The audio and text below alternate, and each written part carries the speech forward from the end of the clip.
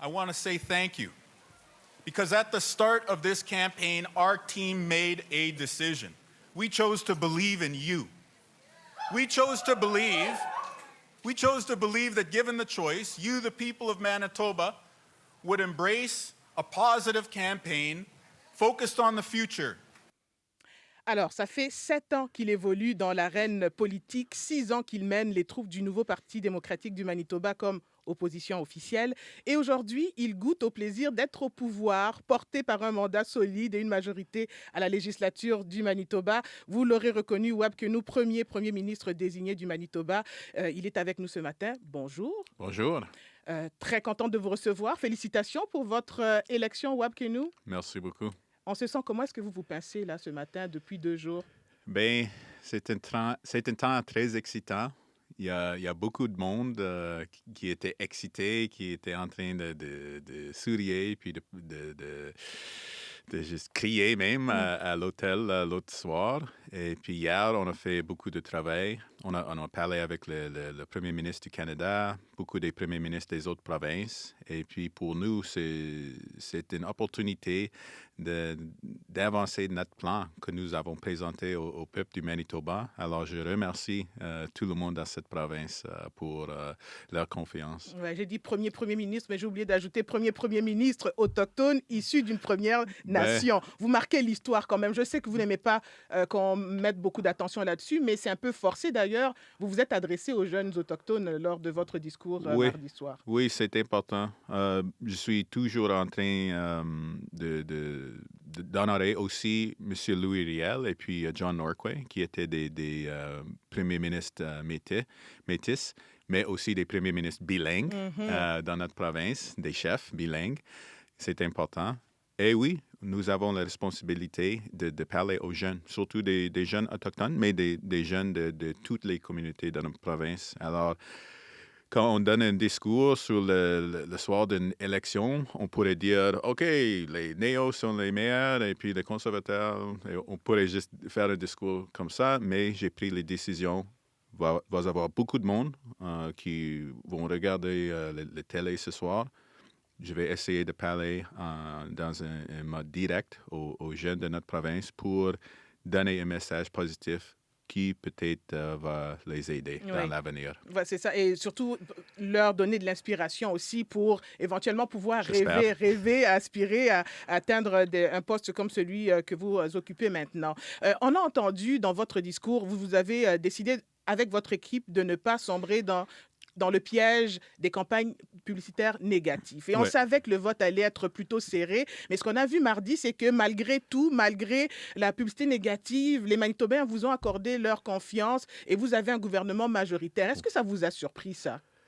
Pas surpris, parce qu'au début de la campagne, nous avons pris la décision que nous pensons qu'après la pandémie, après le COVID et puis toutes les divisions que nous avons vécues, comme le Manitoba, comme le Canada, que les Manitobains sont prêts pour une différente mode, pour une différente approche dans les politiques. Alors, nous avons lancé une campagne qui était plutôt dirigée vers les enjeux comme dans le système de santé, comme les enjeux pour créer une économie plus abordable. Mais en même temps, oui, on était direct. On a parlé au sujet des coupures et compressions budgétaires que les conservateurs ont pris ou lancé dans leur temps en gouvernement. Mais en même temps, c'était toujours pour avancer un message positif pour tout ce qui habite dans notre province. Et puis, je suis très heureux, très content que les Manitobains ont répondu à notre approche positive avec une confiance et puis une demande pour former votre prochain gouvernement. Mais Wab Kinew, ce n'est pas tous les Manitobains, par contre, qui ont voté pour vous. Il y a des gens qui ne vous voyaient pas du tout dans leur soupe, là, le NPD. Et d'ailleurs, vous avez pris quelques minutes pour leur parler. Vous avez dit, pour ceux qui n'ont pas voté pour nous jusqu'ici, donnez-nous les 4 prochains mandats et voyons par la suite si vous allez voter pour nous. Et il y a eu, comme je le disais tout à l'heure, une campagne qui a été plutôt négative, qui se sont attaqués à des groupes des groupes de notre communauté, les LGBTQ par exemple, avec la question de la parentalité.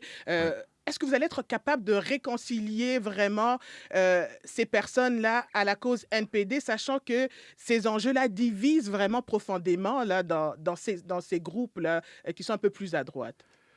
Oui, je pense que nous serons capables de Comment? guérir cette situation. Ben, c'est maintenant le, le 5 d'octobre et c'est maintenant le temps de vivre ensemble. L'élection est finie. Alors, pour les prochaines 1000 journées, comme les Manitobains, nous devrons travailler ensemble pour bâtir notre province, pour construire le futur qu'on veut ensemble.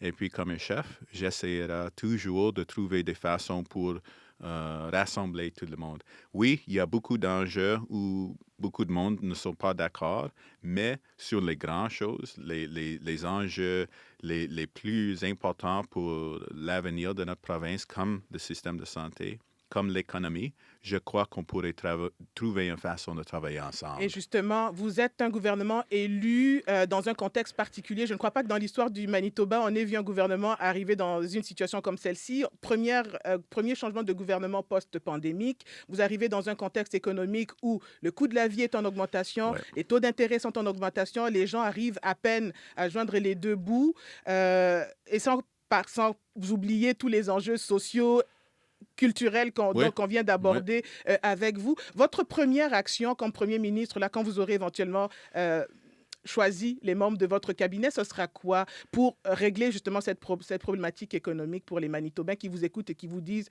moi, les Oui. fins de mois sont difficiles.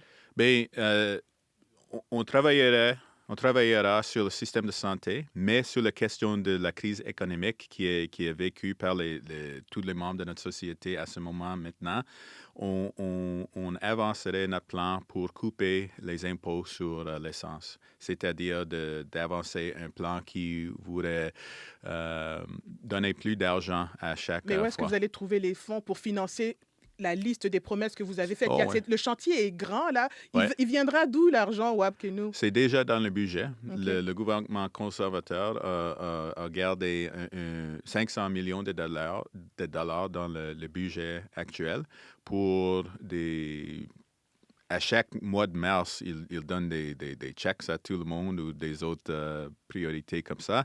Nous prendrons une différente approche. Nous allons l'utiliser pour avancer notre plan dans le système de santé et puis pour faire les aides pour créer une vie plus abordable.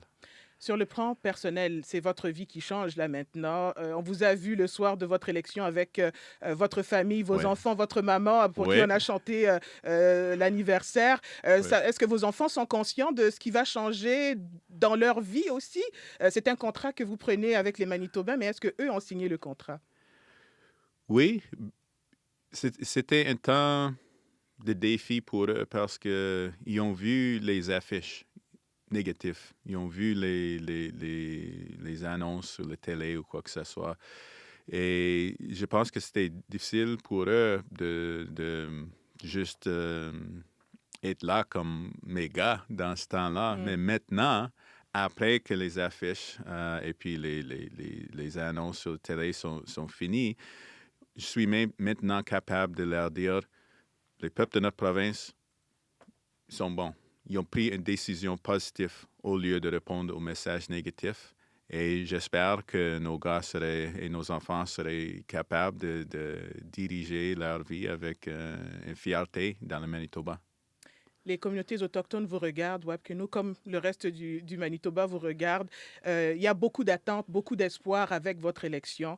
On a vu dans les derniers mois une énorme mobilisation de la communauté autochtone pour demander qu'il y ait des fouilles au dépotoir Prairie Green pour retrouver les corps là, de ces femmes disparues. C'est un enjeu qui est délicat. Vous n'en avez pas fait un point de votre campagne comme les conservateurs, mais quand même, qui est un point qui était là et qui flottait. Et Ouais. c'est tellement important. Allez-vous respecter votre promesse à ce niveau-là? Oui, oui, certainement. C'est à peu près un an où les familles ont été en train de commencer leur demande pour cette fouille. C'est-à-dire, je pense que c'était novembre 2022 où cet enjeu a vraiment été lancé dans le public. Alors, Un an plus tard, je pense que c'est temps d'avancer ce projet, de lancer un fouet et puis surtout de montrer aux familles que nous les respectons et que nous vont essayer de trouver leur mère. Wapkenou, on n'a pas souvent eu le plaisir de recevoir des premiers ministres manitobains à notre studio. J'espère que ce n'est pas la première et la seule fois. Une de mes promesses était d'être un premier ministre qui pourrait être capable d'engager avec la francophonie dans votre langue maternelle. Alors, ça ne va pas être la dernière fois. Vous aurez entendu ça sur les ondes du 6 à 9. Wapkenou, premier ministre désigné du Manitoba, merci beaucoup d'avoir fait un Merci arrêt à toi. à notre micro.